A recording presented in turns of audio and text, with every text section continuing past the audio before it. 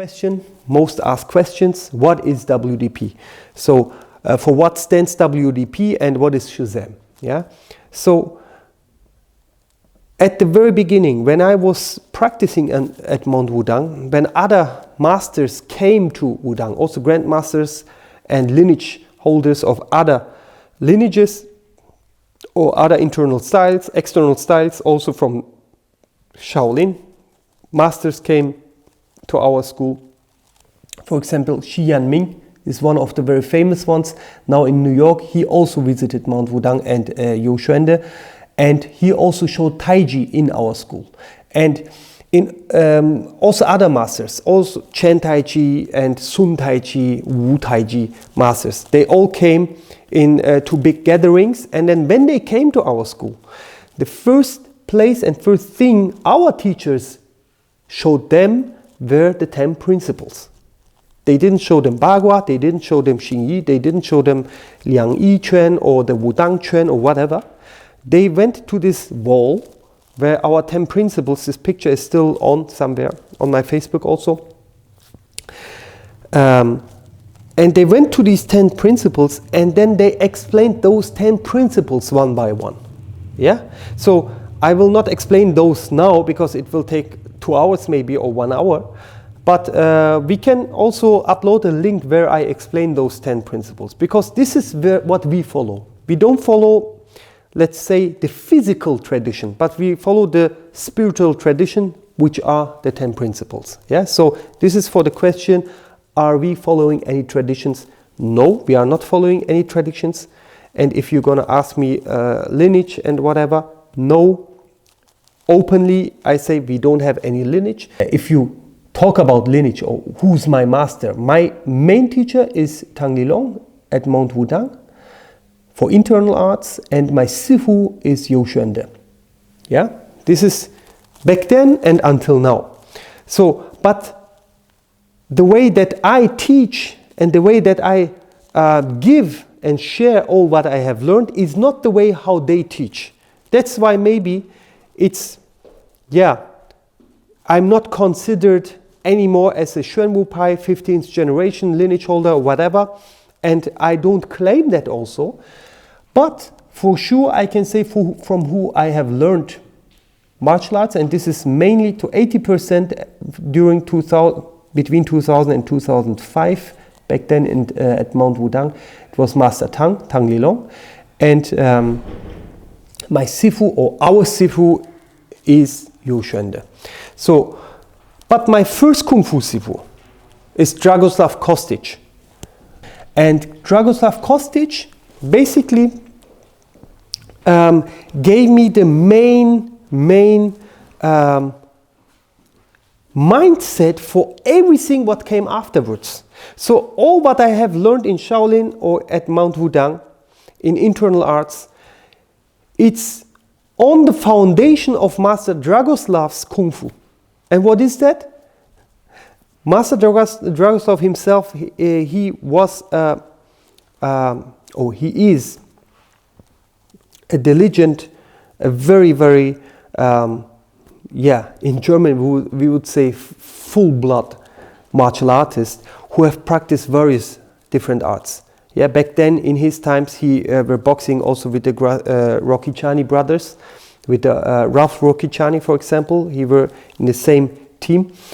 So he practiced boxing, Muay Thai, Taekwondo black belt, and also practiced Choujia Kung Fu. Soga Kun. The family clan name is Soga Kun. But from there, at the end, when he went into some fights, he decided to modify and change a lot from those styles, traditional styles, what he had prior learned before. So those traditional styles taught him like the 5 elements, 5 animals, like animal forms, and also like traditional southern Shaolin forms, right? So from there, he went on and changed his style of fighting due to what works and what doesn't work. So therefore, he used also the mindset of Bruce Lee, the mindset of Jeet Kune Do, He never practiced Jeet Kune Do, by the way, from any Jeet Kune Do instructor. He made it up by himself, and he proved it in various fights versus kickboxers, boxers, or back then, doesn't matter what kind of martial artist came to our school or wanted to challenge him or wanted to check his style. He was very open, and he had a lot of fights where he could prove his way. And this is the main thing what I got before I went into the internal arts. Yeah. So therefore, all my applications and everything what comes from there is from the mindset of Master Dragoslav's Kung Fu, which is the direct way and let's say the simple way to defend yourself. It goes into you are not strong, you are a weaker person, and how you can defend yourself versus a stronger person. This is the main mindset what follows me until today, because I am a small person, and my fights, what I had, it was mostly versus bigger people. So therefore, everything what I do, also in internal arts, goes into that direction, that it must work versus stronger and bigger people. Yeah? So, okay, this was the, second question, what is WDP and for what stands SHIZAAM? So WDP, just for the word itself, Wudang principles, this is WDP. And here, very important, it's not Wudang Pai, it is Wudang principles, because Wudang Pai claims a lineage and claims tradition. We don't claim that. We just claim principles, that everything what we do, we are doing according to those 10 ancient ancestral Taoist principles.